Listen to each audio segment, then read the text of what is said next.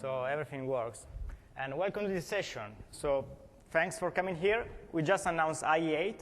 My name is Giorgio Sardo, and I'm the web client technical evangelist working in Microsoft Corporation. So if you think this is a funny name, my previous name was like user experience designer, kind of like developer plus designer.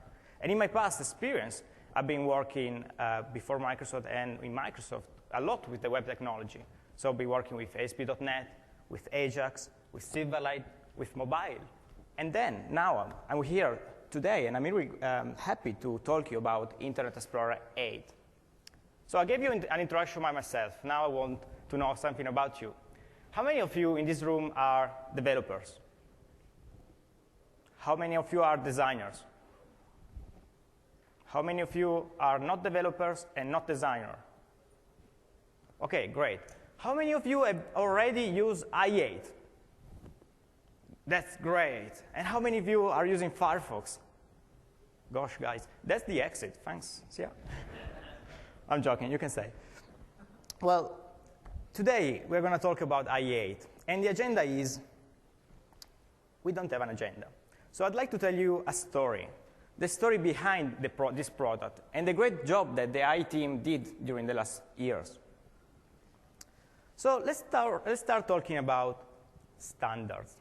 And this is, it's really a complex topic. So once upon a time, the web was like a bunch of static pages. Today, the web is different. People expect like rich sites, dynamic sites. They want to interact. They want interaction. They want like cool graphic. And from the other side, developers, you, me, they expect something different. They expect like to develop one site and run that site across several browsers. However, if you look back at the past of IE, and I'm thinking about IE5, IE6, IE7, developers need to find like workaround or found like inconsistency while they were developing the pages, because something was the behaviors on Firefox were different from the behaviors on IE, or different from the behaviors on Chrome, or, well, Safari, Opera, etc. And during the year, when we moved from IE5 to IE6 to IE7, we always choose, as Microsoft, as a strategy of Microsoft, to be compatible with the previous legacy behaviors. This time, we are taking a different strategy. So starting from IE8, we want to be standard compliant, because we realized that Microsoft, as a company, want to agree to this like standard concept. And we want to be interoperable with other browsers. And we are working with other browsers. And we are talking with them. And we're hearing feedbacks from you. And we are hearing feedbacks from other browsers. And we're trying to bring all of those together.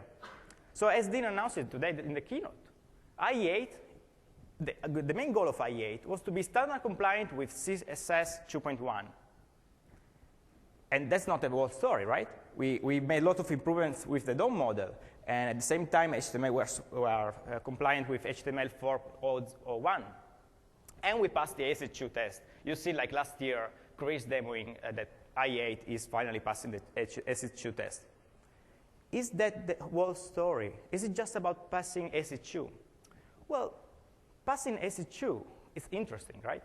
And that was part of our goal. But at the same time, ACID2 is just testing a small quantity of the specification out there. So what we've done in the last years was building a huge, comprehensive, complete, really crystal clear set of test cases. And we built like 7,201 test cases. And we gave all of those test cases to the W3C. And if you go to the website here, you can see these web test cases, and you can test them against your browser. I have the results, right? So once we build those 7,000 test cases, we start testing our browser and other browser with our set of tests.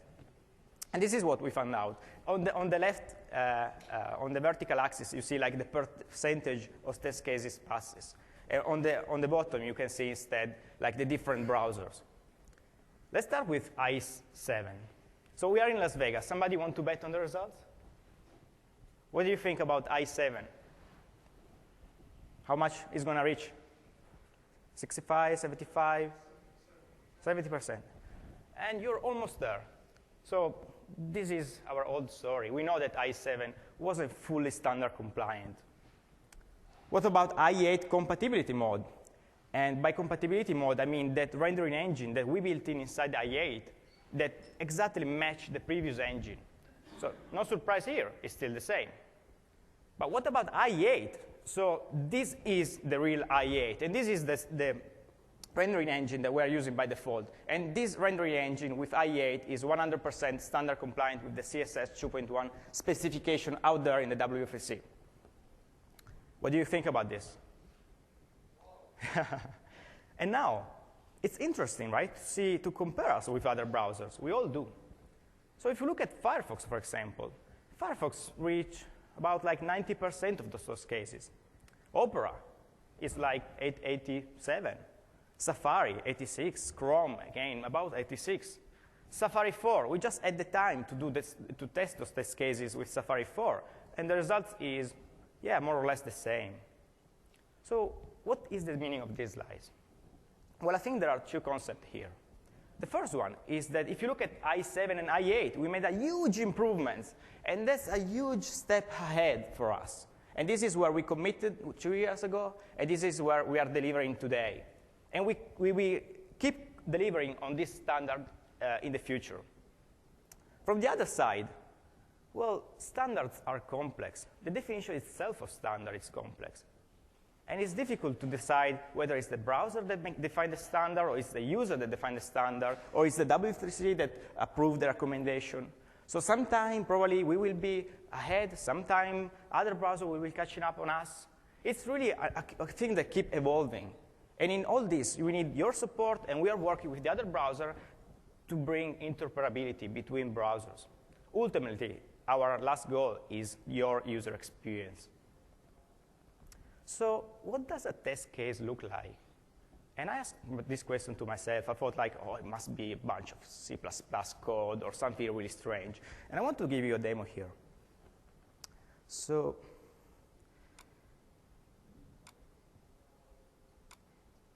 I just find this presentation. This is a test case, right? We are testing in this sample, for example, the text align property. And let's go to the view source of this page. So we have an author, Microsoft, right? We build this case, and we contribute this case to the W3C. We have the specification, the URL to the specification in the W3C website. And then we have like the description of the test case, what we are testing in this case. And finally, the case itself. So like we are testing against text align with space property, and we have like passes, not passes. And you can see that with i8, we are passing the case. If I open Firefox here, and this is the first and the last time, Firefox will not pass the text. And this is one of the tests from the CSS 2.1 test suite. And we built other 7,200 test cases like this, and they're available on the web. If you don't think like that those test cases are correct, you can just like contribute, give your feedbacks, and we will work with you. So we spoke about like being standard compliant with CSS 2.1, but there are other emerging standards out there, right? So there is like HTML5 coming in, there is CSS3. All of those have not finalized yet. But still, some future is almost done. And so with i8, we took the decision to start implementing those features that most likely are not going to change in the future. And you can see a short list here. But I want to show you a demo of those. So let me bring here a project that I built. And I also want to show you how my host file looks like. So you can see that I have an external domain alias that is mapped to my local host, right, my loopback address. And this is the reason for this is I want to simulate like an external domain inside my machine. So if I open MIX service website, which is hosted on this box on IIS, I just have like a simple ASP.NET project with a simple ASP.NET page where I'm setting the cacheability off, and I'm reading the context from this file. And you can notice that this is like JSON type of is structured like a JSON file. And I'm just like writing the content on the page. From the other side instead, I have a plain HTML page. And I want to bring this full screen, where I have a button. And the button is doing a cross-domain request. So you start seeing a lot of cross-domain requests and to access like mesh-up data and to build mesh-up on the network, right? So in this case, this button is calling download data. And my download data function has one of the new objects, one of the new features of IE8, which is the X-domain request, which is kind of like the XML HTTP request, but it's secure, and it allows you to do cross-domain requests. And it's one of the features from HTML5. So with this object, you can like attach to the load, to the error event, and then I'm calling like externaldomain.com, which is my like other domain, and the service, the page that you've seen previously. I'm sending the request, and if the request succeeds, I will write the output. Otherwise, I will show an error. So let's start to run this.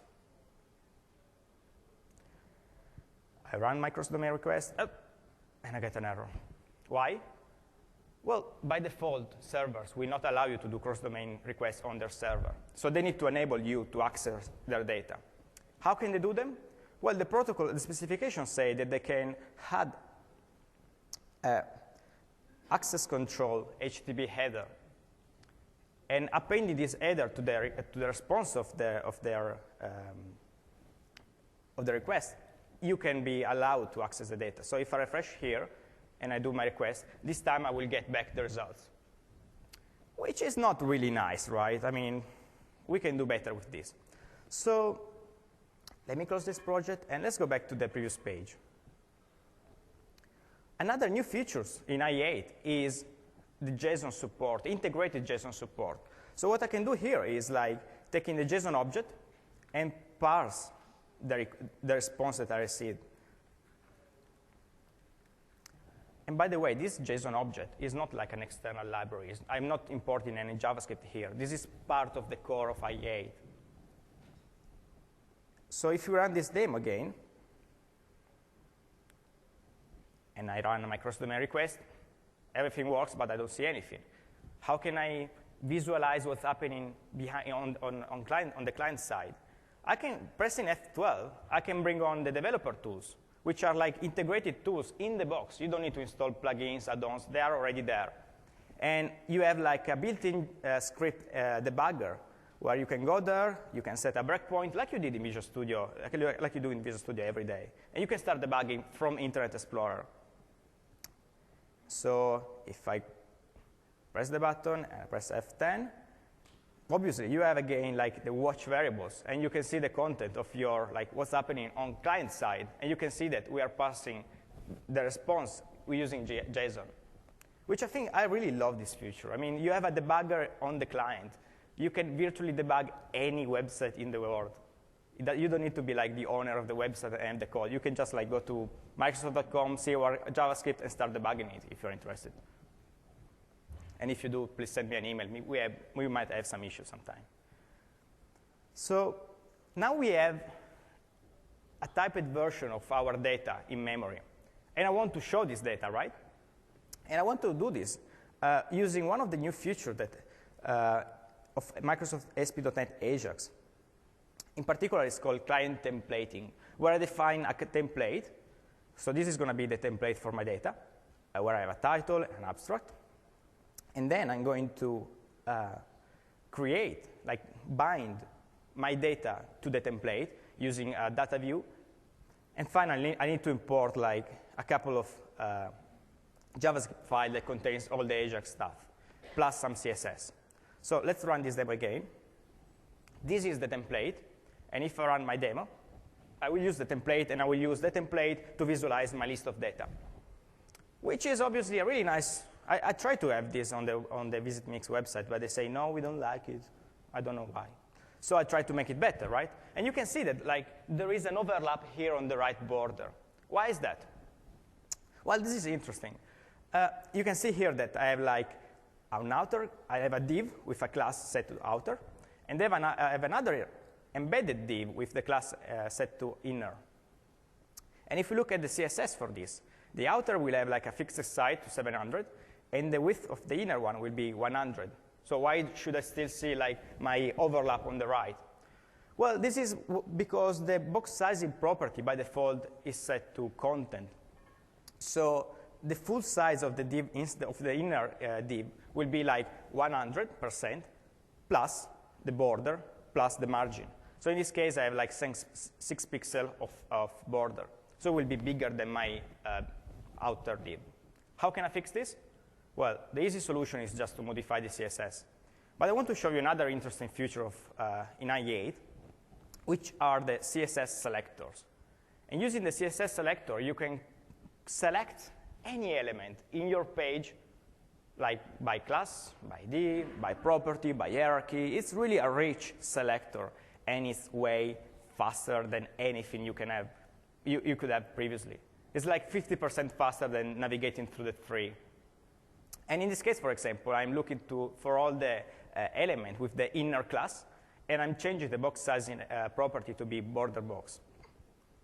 And if I update this page, I will have my corrected version there. And we are still not done. So HTML5 brings new method, and we didn't implement all of them yet. Why? Because we think that some of those could change. So we didn't want to bring some dependency on some like standard that could change soon. However, we have what we call mutable DOM prototypes that allows you to extend us. And by extend, I mean that you can take any DOM or element object in the core framework, right?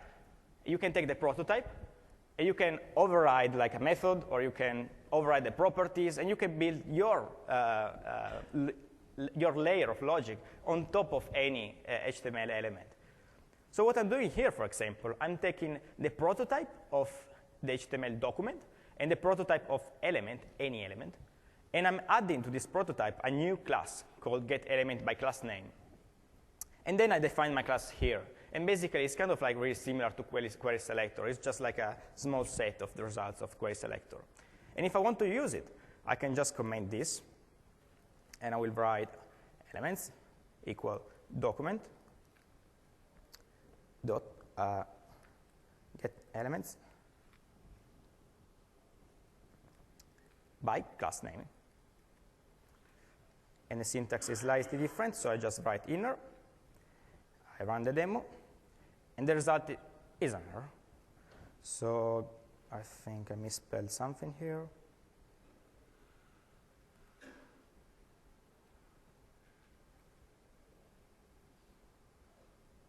OK, there is something going wrong there. I will fix it. The concept is that you can extend us. So this is really a powerful feature, I think. And there are other examples on the blog, IE blog, where you can really see how powerful is this feature. Let's go back to the presentation. And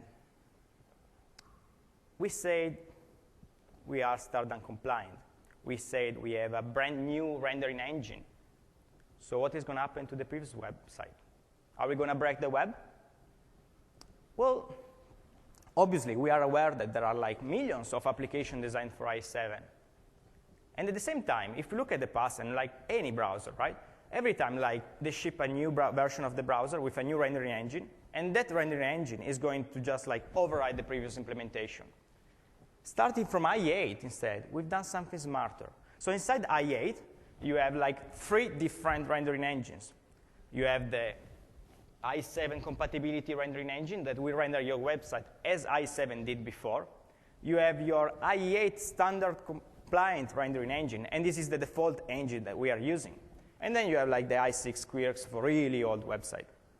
How can you choose? How can you pick up the rendering engine that you want to use? It's really easy, and you can do it like publisher, developers, anyone can do it through a meta tag or a HTTP header. And I have another demo for this. So let me open here a website that is broken. So I don't think you're going to see any website like this on the web. This is really, I need to spend some time to break this website like this. And you can see like the layout is really mess, and the menu is not working, and the alignment is not working. How can we see if this is going to work with IE7 mode?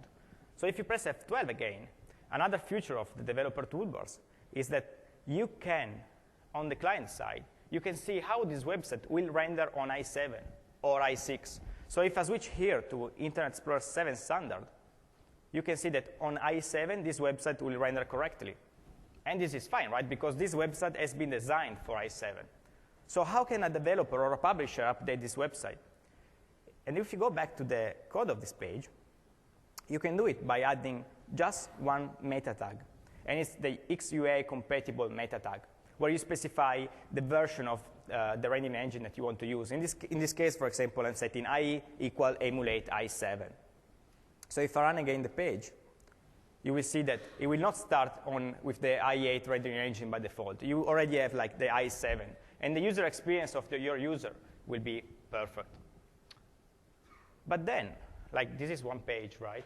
What if you're, I talk every day with like partners that have thousands, millions, I don't know how many pages dynamically built in some really strange way. How can you work with those? Well, the other really easy thing to do is using an HTTP header. So if I comment this line again, and I open my IIS console, and I go to my website, which is old site, and I select HTTP response headers, I can add from here, like my XUA compatible meta tag, and I can say IE equal 7, for example. And now any page inside that old website domain will be rendered using i7. And as you can see, I spent like 5 seconds to update a website that was completely broken. So we really spend a lot of time to give you the opportunity to have a rich set of tools and capabilities to support different browsers. And I'd like you to think about this. This is not just about us, right? Right now we have like different versions of i7, i8, etc. But sooner or later, probably other browsers will do the same because it's normal. We are evolving, so we need to be agile. And probably in the future, we will use the same meta tag to say this website has been designed for Firefox 1 instead of Firefox 5. Maybe if they choose to implement a strategy like ours instead of like breaking every time the previous website. The next thing I want to talk about is, as part of the story of building i8, the IE team really listened to your feedbacks. So you're giving a lot of feedbacks through the blog, through email, through conferences. And they have, I can assure, they have a huge list of feedbacks from you. And they listen carefully to those. And one of the big feedback was like performance, right? i7 is not really fast today. Maybe it was fast 3 years ago. Today, yeah, I can agree. It's not really the fastest browser in the world. However, when we start designing i8, we look at performance, and we say, OK, how can we improve performance? So we look at like how IE spends and how much CPU cycle are involved to load a page. And this is kind of interesting. So if we take a website, and in this case, for example, we took the top 100 websites in the world, right? And we made an average. If you take a website and you say how much time is spent on rendering engine, how much time is spent on the CSS, how much on the marshalling, this is the result. How much time is spent on JavaScript? It's just like a little tiny slice of this pie. Is this interesting? Well, I think that this just means that when you test the speed of your website, you cannot just test the little tiny slice, because there are a lot of other things that you need to consider. And you may argue, well, yeah, you select like top 100 websites which are not Ajax applications, so an Ajax application is going to be different. So we did the same test with other top Ajax applications. And again, the JavaScript part is still like 20% of the whole CPU cycles mode. So based on this result, we start working on IE8, and we build the browser that you've seen today. And this is why when we test the website, when we test like our browser with real websites, you've seen the result this morning, right? We are fast. We are really fast. And we made a lot of improvements, starting from like number of open connections, so we can have a deeper pipeline. And the preparser doesn't block anymore the script tags. The layout engine is new and it's fast. And finally, the JavaScript. The JavaScript engine is like 75% faster than i7. And I think this is really a huge improvement.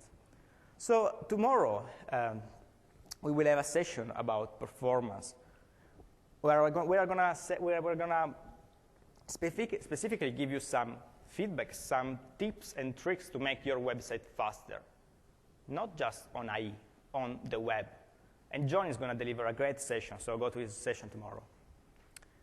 So we spoke about standards. We spoke about compatibility. We spoke about performance. But still, we want to innovate, right? We are a fresh company. We are having, with this browser, I feel like we are having a fresh new start. And so we're bringing some innovation in the browser with new features. So you've seen like the web slices, the accelerator, and the visual search. And those are amazing features. And I really think like that the creators of this feature in the i8 team, they are really awesome. They are fantastic. And when I talk about this feature, you've seen like the accelerator that allows you to go faster, web slides that keep your content always there in the page, the visual search. It just like improves your search experience a lot. And it brings at the same time a lot of more users to your websites.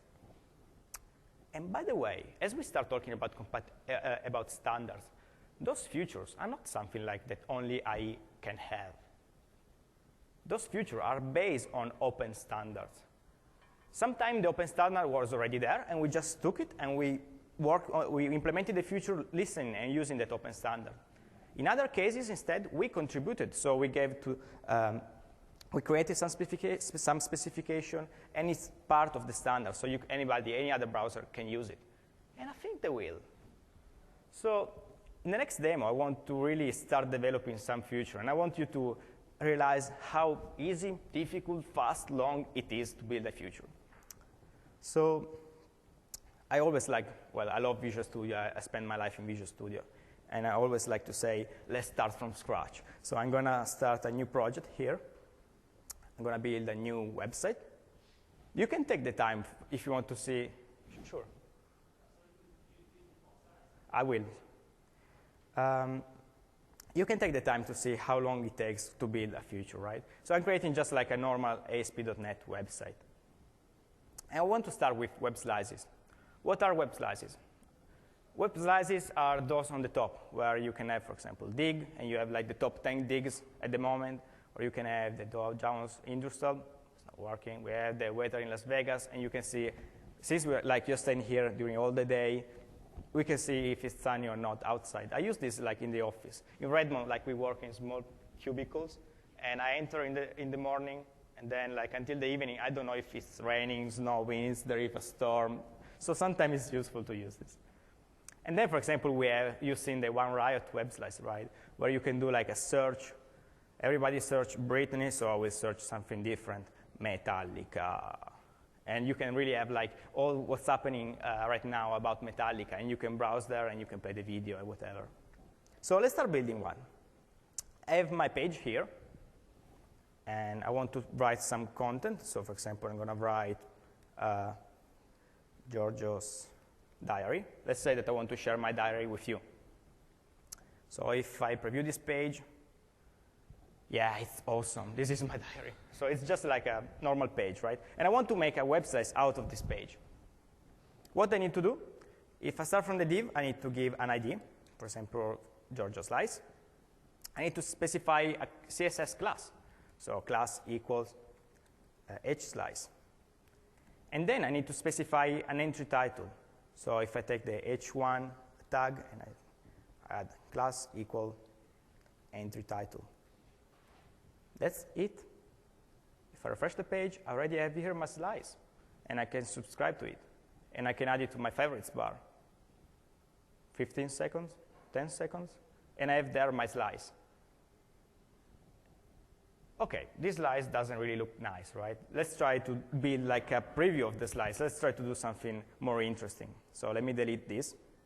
And what you can do is like having a preview of the slice in your favorites bar.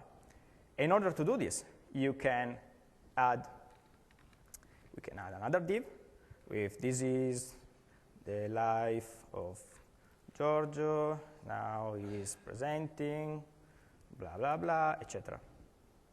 And we can specify class equal entry content. So other like 10 seconds. I go back to my page, I refresh the page, I subscribe to the slice, and I have now one slice with my preview. So again, it's really easy to build slices on top of your existing website. We are not like asking you to install strange things, install activist control, ask you administrator permission. We are not asking you like to rebuild your website. And I think like it's really easy for you to build a slice here. But then this is still like a stupid, silly, small web slice. You can do much more with this. This is really a powerful tool, and there is really a nice think architecture behind those. For example, you can add an end time. And the end time is going to say, okay, for example, on the 22nd of this month, this website will expire. So the user will see like websites as expired. Or you can use the time to live. And the time to live, you all know what it is like. It's like IE in the background is checking sometime if the web slice has been updated on the server side. So if you set the time to live, you're saying to IE, okay, every 60 minutes, go to the website and check if there is any update. If there is, yeah, notify the user. Otherwise, just like ignore it. The minimum value for this property is 15 minutes. We don't want like Internet Explorer to check for for updates every second. And from 15 minutes to hours, you can really customize it. Going more like in detail, what's really happening when you open a web slice? What's IE doing in the background? And to show you this, I'm opening here Fiddler, which is a really powerful client proxy. And I'm going to change the IP of my machine to see what Fiddler is returning. I will subscribe again to my slice.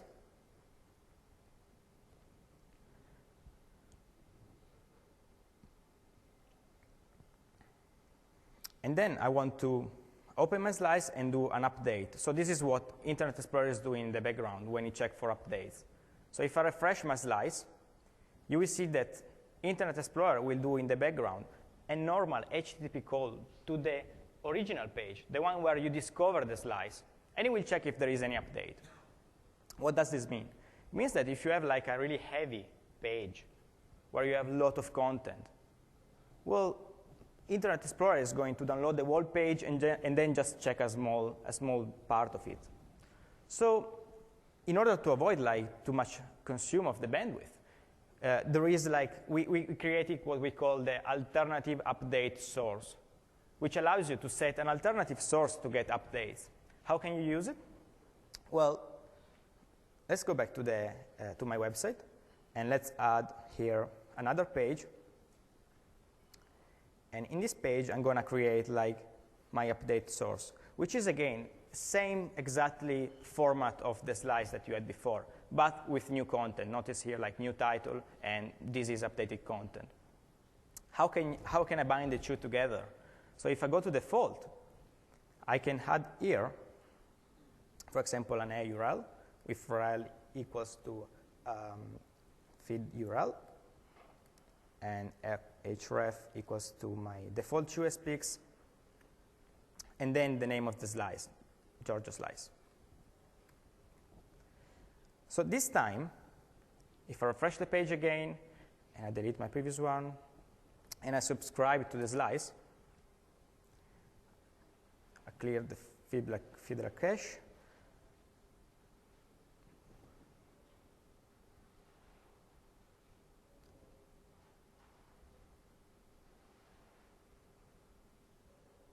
okay, I made a small error.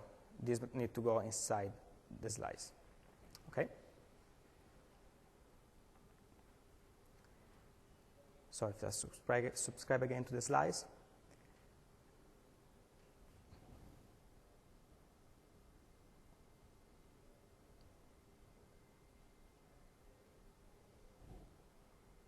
you will not see what I was supposed to show, but that's not a problem. Let's go on. But what you will see is the slice updating using the alternative update source.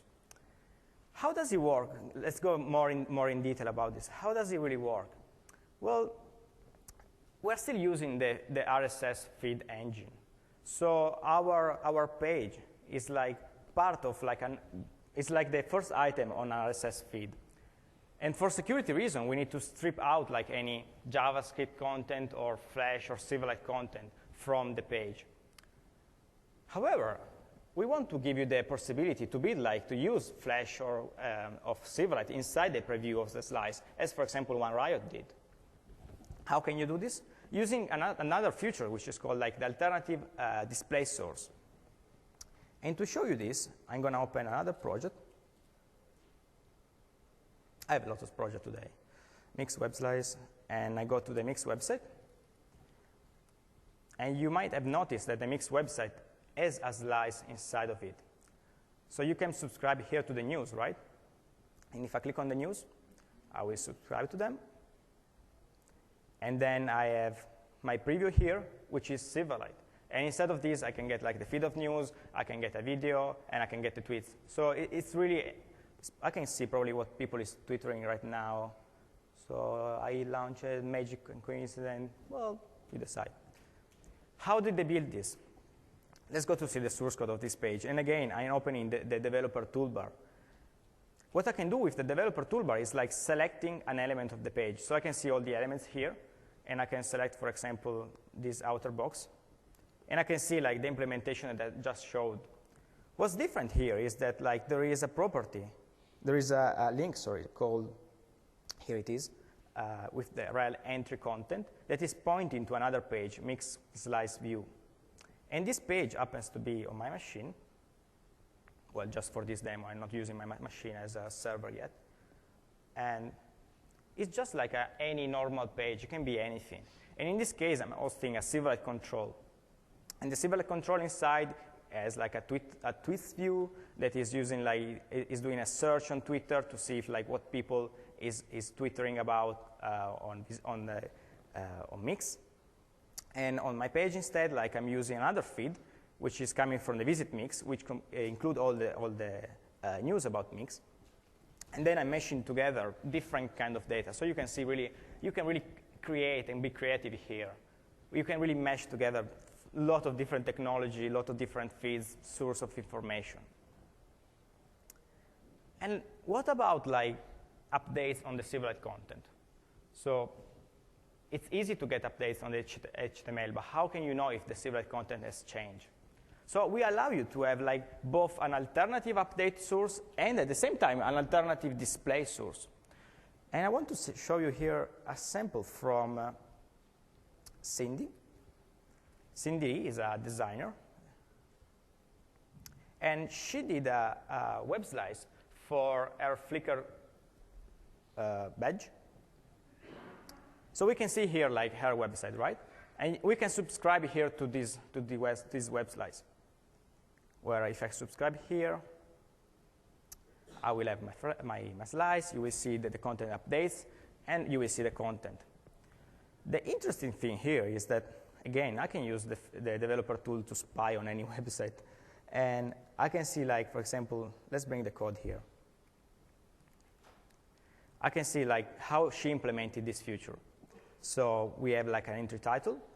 We have a feed URL that is using an alternative update source. And I want to see how she implemented the alternative update source. So this is a long URL. And if I go to that page,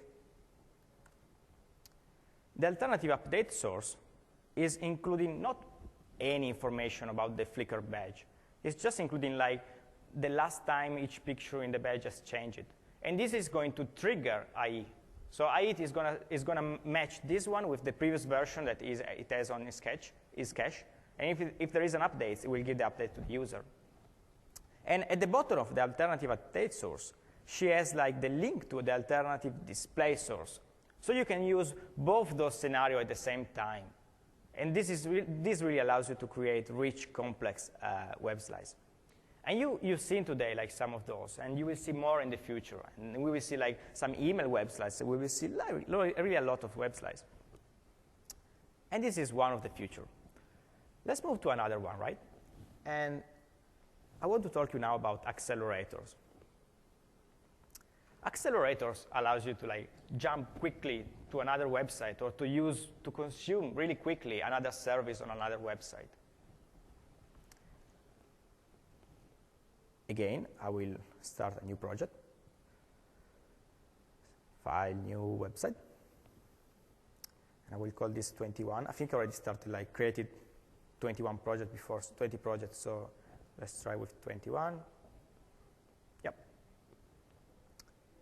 And this time, I want to create something slightly more funny. So we have, like, a lot of videos on MSN, on YouTube, on many other sources. And I want to be able to select some content in my page and see for associated videos to that content. So the way you can create an accelerator is by using a template, an XML file. So if I bring this XML file inside my project, and let's have a look to how it looks like. So you can see, first of all, the homepage URL, which is like the URL of your site. And I'm going to set like to localhost/website21. And then you can set like a name for your accelerator. And using like dig, map, translate. In this case, I want to use like play with MSN. And the icon is going to be on my server, 5 icon.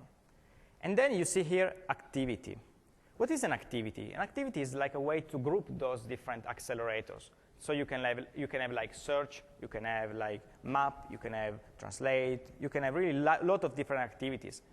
And at the same time, you can create your custom activities. So in this case, I want to create my activity called, my category called play.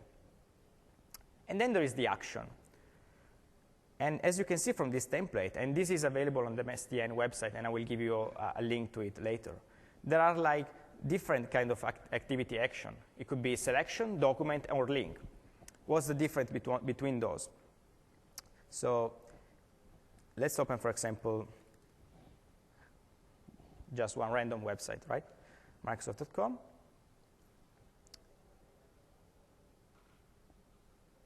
I think the internet today is really slow. And since we are demoing Internet Explorer, this is an unlucky event. So, okay, I can select some event here. And I can select some text. In this case, I'm doing a selection. So the pop-up here will give you all the accelerator that are using a selection mode. Or I can select instead a link, a URL. In this case, instead, it will be a link mode.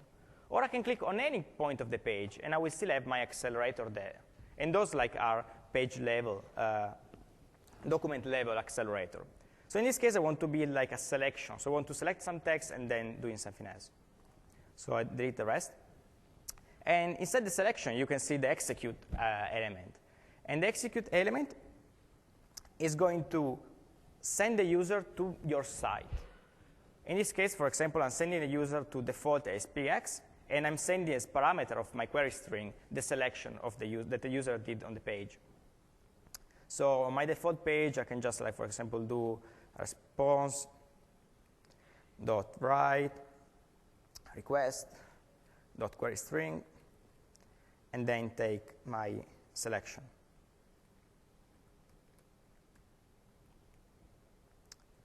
The next thing you need to do is installing the accelerator on the machine.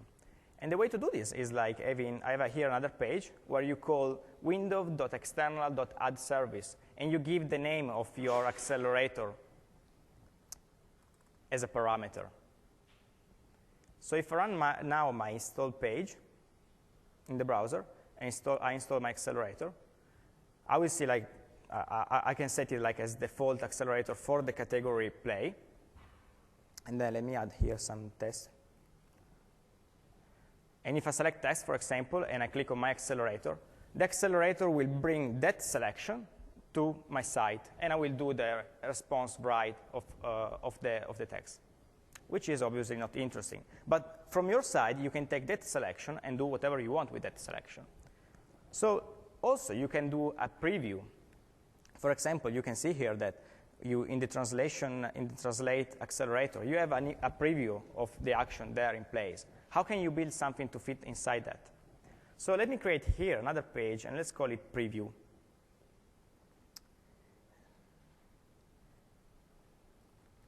And I'm going to set some style. I want the margin to be 0. And I go back to the template of the accelerator. And you have here another possible tag, which is preview, which allows you to set the URL of the page that you want to use for the preview of the accelerator. So let me change again the localhost / website 21. And then I'm using the preview page. And I'm sending the selection. And then notice here that I'm sending another parameter. And this is really useful if you want to track users, like how users are using your website. If you want to know like how many users are accessing, arriving, reaching that page through the accelerator. So what I need to do now is like to update my accelerator. So if I click again here, I see that there is a difference between the previous template and the current one, and we will just like update my accelerator. And this time, I will have a preview of my test, which is just like an empty page. It's my preview page. So let's try to do something more with that page. If I go to preview, and again I take my selection, it's going to be request, query string, selection. And then I want to do a search on the MSN video website. So I have here a snippet of code that is going to use the public search engine of the MSN website to perform a query, and it's going to return me a syndication feed. So I'm creating here feed equals with feed, passing as my parameter selection. And then the next thing I want to do is to show like a video, a preview of the video there inside my accelerator preview. So I have here another snippet of code, which is going to embed on the page a control that enables me to play the video. So the way I can call this is just like set video source, feed, and then I'm going to take like the first result of my search results. So I'm going to say items first. And I'm going to pass as a parameter the ID of the video. So let's try to see if everything works now. And I need something interesting. So Anna Montana could be a good example. So I'm on Wikipedia. And I want to, everybody talks about Anna Montana be the best one, blah, blah, blah, blah. And I want to see like a video of her. I don't know her, right? So I can select her text, click on an accelerator, go to play. Can we have audio, please? And I have like my video playing there in place with video audio support. How much time did I spend to build this feature again? Like probably 5 minutes. And it's really easy to customize this and to bring like more exciting experience than just what I did now. But you can see how much powerful it can be, the accelerator. The next demo is about visual search. And visual search is the one that I just used here, right? So for example, now I was using the Wikipedia, which usually gives like a visual preview. So compared to other search and what we had before, we are also giving you visual hints. In this case, Wikipedia is giving you like a visual suggestion of what is going to be the result. Or I can see, for example, Google is going to give you just like a normal link of suggestions. Facebook is going to search for friends. And I don't think to have any friends from Metallica yet. So let's create a custom search provider. So I open again a new website. I will call it, or maybe I already have one here. OK, let's start from a new one. I will call it website. Which one was the previous one? 21? 20? Well, let's do 30. And I'm going to add here a few resources. And again, how can I describe a visual search provider? It's just, again, an XML file. And you can see the specification of the file here. What I have here is like the name of the search provider, the URL of the search provider, so website, we said 30. And I'm going to send the search query to search ASP.NET iSpeaks page. And then I have the suggestions. The suggestion can be either XML or JSON. But if you use XML, you can also include visual hints. Otherwise, JSON doesn't support this. And then we will see something else later. So I need to create my search page. And the search page is going to return some XML data. So in order to be like faster, this is going to be the result of the search, right? This is the kind of format that you should expect. And I apologize, but I forgot to set the text. So this is how like the result of the search looks like. So it's just like an XML feed with like a section, and inside the section you can have several items or separators, and the items must have like a title, an URL, or option like description, image, and you can really play with those, and you can customize your search result as you prefer. So instead of like doing a real search, I'm just pointing my search provider to that XML file. Just for this demo, this is not how it's going to look like for real. So if I take the suggestions here, I just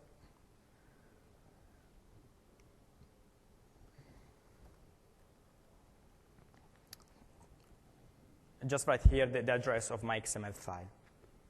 And if I run this demo, and again, I need to install the search provider. And the way we do it is really similar to the previous one, where we use window.external.add search provider, giving the name of my custom Visual Search file. So if I run install and install my search provider, I will see my search provider here now. And I can look for web slice, and I will have my content there. And again, you can see like that I have an image, I have a description, I have a separator, and I have other content. So this is already interesting. I mean, it's still part of like being really aligned with the standard, since we're using just like plain XML. And when I was flying here on Monday, I was on the airplane, and it was just like a 2 hours flight. But I get bored, and like after reading for a while, I took my laptop and I started playing. And I was thinking, yeah, let's try to do something interesting here. So some of you may know Hulu.com, no? Right? How many of you know Hulu.com? Just a few. For the others, Hulu.com is a website in US that allows you to search for videos and play those videos online. And you have like a huge variety of videos that you can use. It's kind of like YouTube, but it's like probably more legal. By the way, it gives you like it allows you to have a feed of results of videos. So I want to consume that feed, and I want to search for those videos. Because usually what happens, like I arrive at home late in the night, and what I need to do if I want to see a video is like opening Hulu.com, going to, I can assure that this is a issue with the connection. So I need to go to the channel, select, for example, action adventure, and then I need to go to the search and search for Robocop. And then I get my search result, and then I need to click on the video, and then I get to another page, and then I click play, and it will play. So it's like a lot of different steps. And I want to reach this video more quickly. So why not build in a search provider for this? So I open here Hulu Search, which is another project. And in this case, you can see that, so let's start from the template. The template is really similar to the previous one. This time, I'm using a real search handler instead of like just a plain XML static file. What's inside that search handler? So if I open this, I'm setting the content type, and I'm getting the query string, and then I'm like using this custom search provider class. What is this class? Well, I built some kind of like a library, but it's really like a bunch of classes, definitions, that include all the properties of the Visual Search Provider. And I will share this on my blog after this session. And you have here, for example, the specification for the image, so you can see all the attributes and the properties that we support in the image. Or you can see, for example, the search item that can have a text and a description and a URL. And the nice thing about this library is that you don't need to like know all the things, how to structure your XML. You just can override the search provider abstract class, and you can build like easily, you can just work on your query, and then this library is going to build you the XML result back. So if I go here to my custom search provider, you can see that I'm initering from the search provider class, and I need to override the search suggestions, which receive a query. The query, from giving that query, I create like a search suggestions element, and then I create a section items element that will go inside my search suggestions, and then I'm querying Hulu feed reader. Hulu feed reader is another class, really easy, that just like perform a query, a search, using the Hulu feed provider, which is on the web, and everybody can use it. And it just like get the results depending on a page. So I'm asking Hulu, give me all the videos that contains this keyword. And after I get that feed, you can see here that I play a little bit with link, and I can create new search item, including information from that feed. So I can set, for example, the text, the description, and also an image, if I have an image available. And finally, an URL to the page with the video. And then I'm adding the results to my section items, and finally, I'm returning my search suggestions. And the library is going to worry about like serializing all this information, all this tree in the memory to XML. How can I install this provider? Again, I have exactly the same code as before, so Windows external, add search provider, and then the name of my template. So let's go on and install this. Add Hulu. I'm going to add a search provider here. And now I have, at any time, the Hulu search things there on top on the corner of my browser. And for example, tonight I want to see something from Homer Simpson. And I get the results. And I get like thumbnails of the video on Hulu.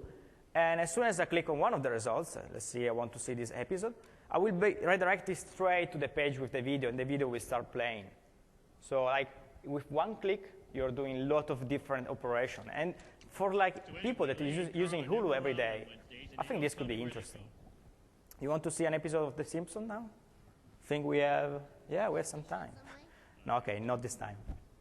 So you've seen like the powerful of the features, and you've seen how easy it is to create new one.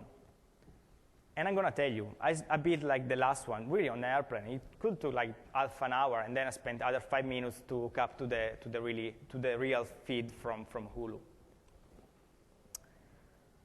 As you've seen in the presentation, with IE8 we have a developer toolbar, which is like integrating in the box. You don't need to install external plugins and external add-ons. And with the toolbar, you can do many things. Like, for example, we did debugging of JavaScript. We went through the CSS. But you can also do profiling of JavaScript.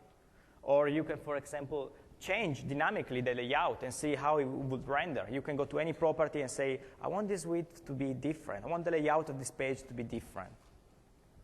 And again, you need to press F12, and the toolbar will open.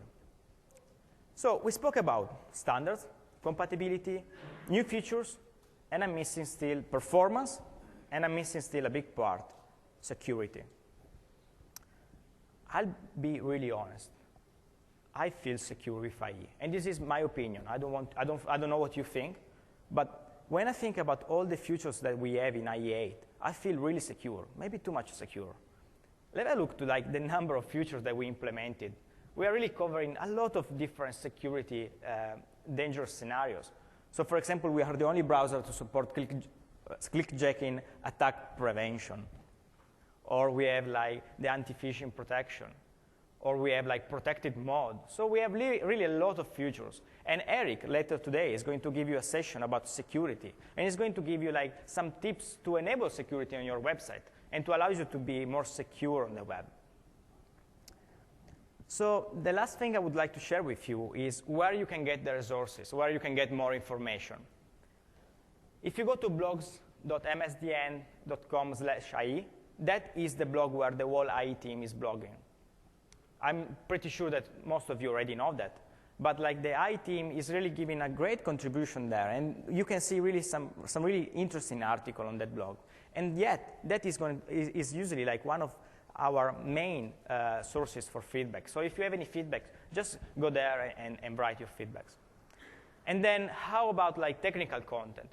msdn.com/IE or /IEA compat. Those are the two links that are going to contain all the like specification, all the tutorials, the video. We have a lot of content ready there to use, and it's updated for the Internet Explorer 8 RTW. Then there is my blog. And on my blog, I'm going to share these slides and all the demo and the source code that I show you today. And finally, here at MIX, we have like other session about IE8. So Eric will talk about security, and then we will have an agency talking about like the experience of dig, building, accelerate, building the futures. And we will have Paul talking about the user experience feedbacks. And finally, John tomorrow talking about performance. And last but not least, the IE8 team sent really a lot of like the creators of IE8, and they are like the IE8 compatibility labs. So if you have any question, you can go there, and they are waiting for you. And I think they will be really happy to talk with you and answer any of your questions. Finally, a small announcement, which I think is pretty good. We are giving away IE8 to you since you are here today. So you can collect a custom DVD with all the builds of IE8. And you can get it to the reception. So where you did the registration. At the desk, you can get the DVD. I'd like to thank you, and I will open the stage for questions. Thank you very much.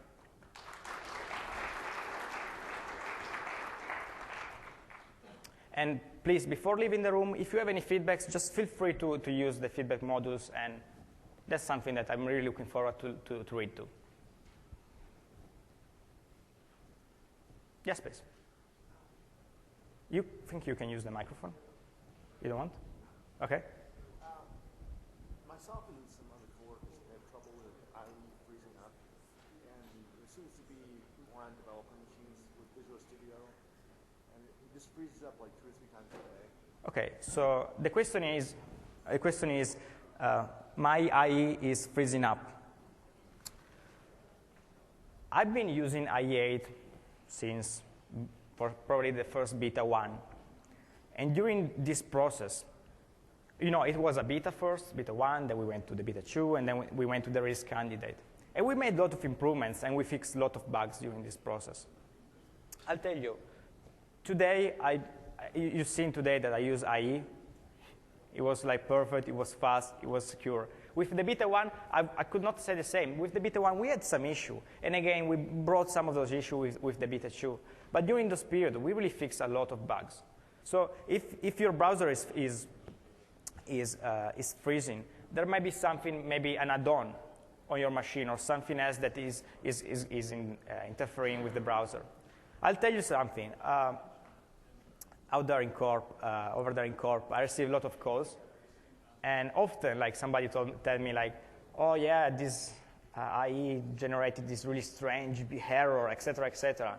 And probably 99% of the times, there is, like, some old toolbar installed on IE8 or IE, any IE, and that is generating the issue. So you might want to, like, try to disable toolbars if you have any. And the way to do this is, like, if you open Tools and you go to Manage Add-ons, you can see all the add-ons. And what we've done here, you can also see how long each add-on takes when you open the browser to load. So if you see, for example, that an add-on is taking like 2 minutes, there might be something going wrong there, and you can try to disable and see if it fixes. But I'll tell you, this version is really stable, and internally, we're already using it for any application that we build in Microsoft. Yes, please. So, first one is about Canvas support. When is IE8 going to have, or next version of IE going to have Canvas support? Because everyone seems to be moving towards that kind of approach. And the second question is about, actually, a follow-up to the question previously. A lot of people have IE6, they've got all these kind of weird things installed already. And when you install IE8, is it going to remove them? Is it going to keep them? Because in the experience of most people's, when I go to people's machines and they have IE installed, it's pretty bad. And so they're not going to feel the effects of IE8 if they've got the exact same things? And I know you can remove stuff, but is there a way of like cleaning it out before you get it on there? Well, I'll start with the second question. When you move from i6 to i8, we work a lot to work on this process and to make it like as more like easy and straightforward as possible. So the experience of the user moving from i6 to i8, well, is going to see like a huge like improvements of the performance. And at the same time, because we are embedding layout engine from a previous version, it's going to still work with old, like for example, enterprise application. And in terms of like cleaning the previous things, well, the installer is uninstalling everything that was depending on i6 and is putting i8 new files. And by the way, we support i8 on both Windows XP, Service Pack 2, and from there to any other browser, as Windows Vista and as we will do with Windows 7. To answer about Canvas. Canvas are a nice feature, right? How many of you are using Canvases? One. Okay, and I think you just gave the answer. I think that Canvases are really an interesting feature, and definitely, as Microsoft, we are looking at it. But as any other standard, we cannot afford to implement one feature before it's being finalized. And this is an error that probably we did in the past sometime, like probably in i5 maybe, having some feature that wasn't already a standard, and we implemented that feature, and that feature had like some change, and we had to keep like our different behaviors when we move on. But in the same way, I mean, you know, you could say the exact same thing about CSS. You know, CSS 2.1 wasn't finished, but everyone had already started implementing it, so you guys were like last to the party pretty much. Well, with CSS 2.1 now, we build like a core, right? An infrastructure. We are 100% compliant with the 2+1 CSS 2.1. At the same time, we start implementing future of the CSS 3. And we thought that like starting from the fundamentals, starting from the core, to build up of that is the right strategy. And as we will move forward, we are listening to your feedbacks, and we'll be talking again about canvases. And maybe in the next release, we will again think about implementing those in the IE.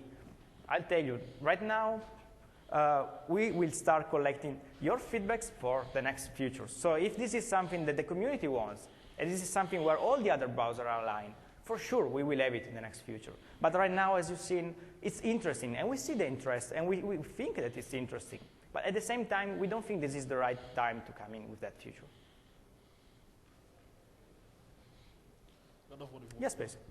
I was wondering if IA was going to be an auto update.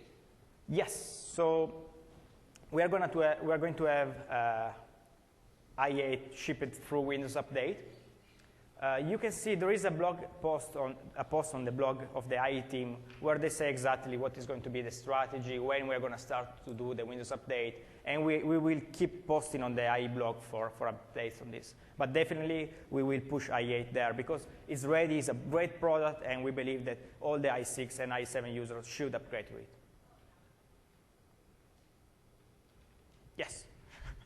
I also wonder if you would push Silverlight with IE8. So the question is, do you want to push Silverlight with i8? You know what happens in Europe with the AU, right? Well, it's not part of the plan, right? We can push any technology with i8. We can embed anything technically. But then, would it be fair with the rest of the browser and the rest of the community? Maybe if we hear the feedback from you, that is fair. But right now, it's not part of the plan at all. And as you can see, Windows 7, we not have like Silverlight integrated in the Silverlight installation integrated in the browser yet. Yes, please. I was also wondering, so you have a bunch of DOM elements that you've enhanced, you've created. Are you working with UE, the Yahoo API, like that, to be able to expose those to a common framework? We are working with many. Obviously, we are working with the community, with the world. And for example, if you take jQuery, the jQuery framework is like an Ajax framework. It is great, right? And if you go inside the new jQuery library, you will see that they are using already some of the new features of i8. So for example, they're using the query selector to be faster. So they are optimized for i8. So they're leveraging our features. And at the same time, we have a project. I can send you a link if you come later. We have a project on Codeplex, which is just about like mutable DOM prototypes, which is kind of interesting. Let me see if I probably can find it here. I can show you a demo later if you're interested. And it's really an interesting way to really customize the DOM element. And I think I have a giveaway here. Jane, can you help me to? Yeah, we have a bunch of like Bluetooth headsets with available. And I think this gentleman deserves an headset here for his questions. Any other question, please? And obviously, sorry, also the previous one.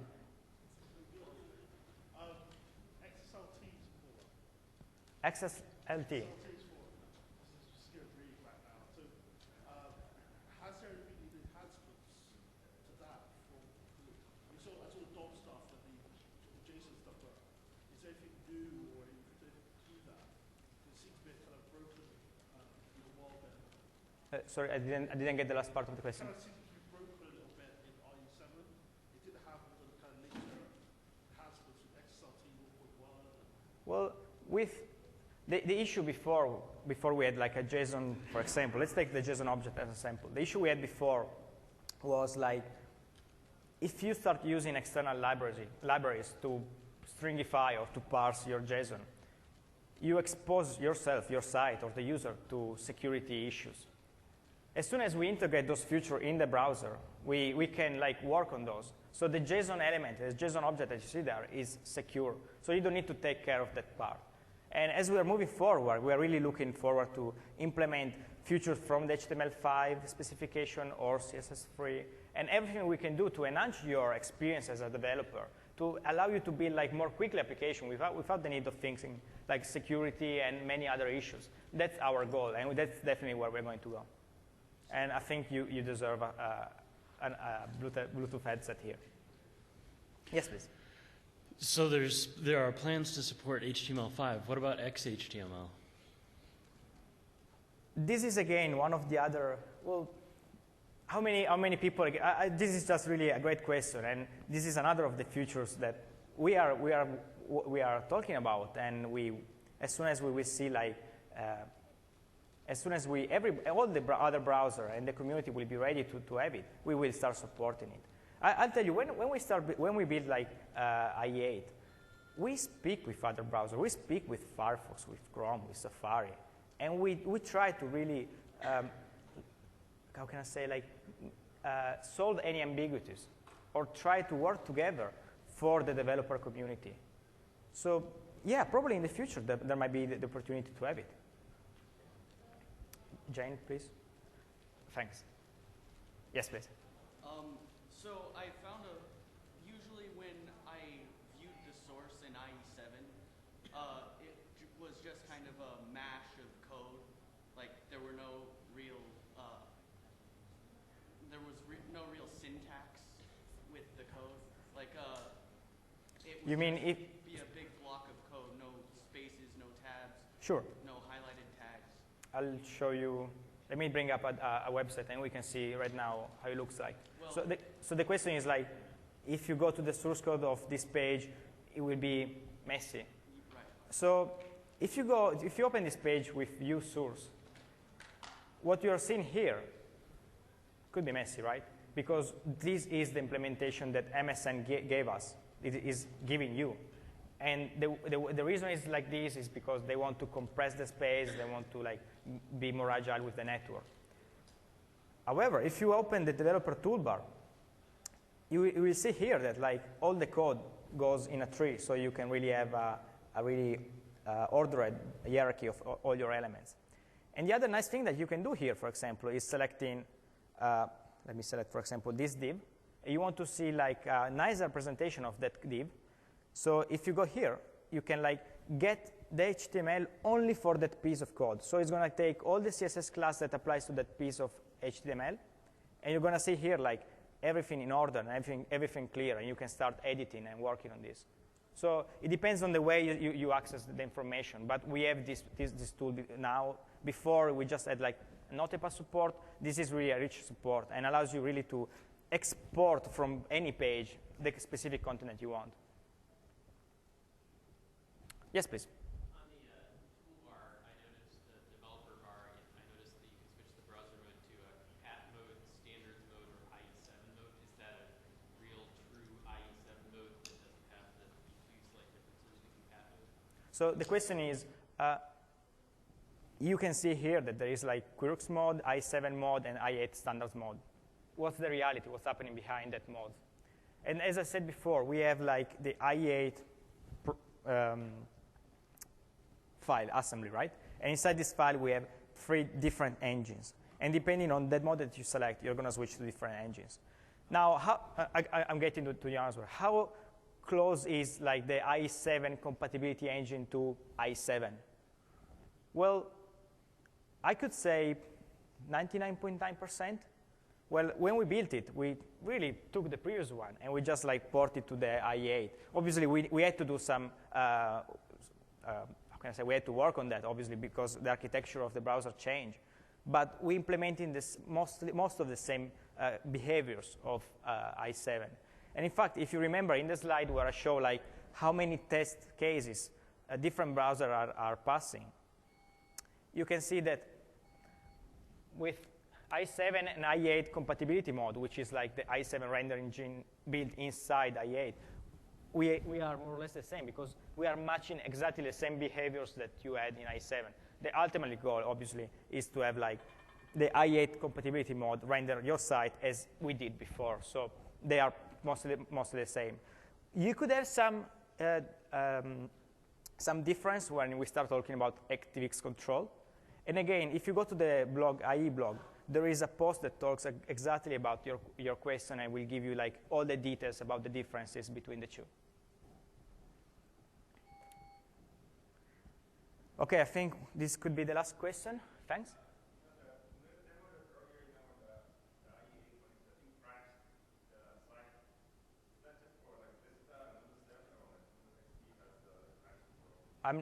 I apologize, but I'm not sure what demo you are referring to.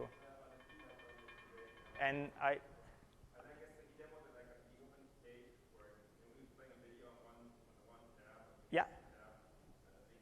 Okay.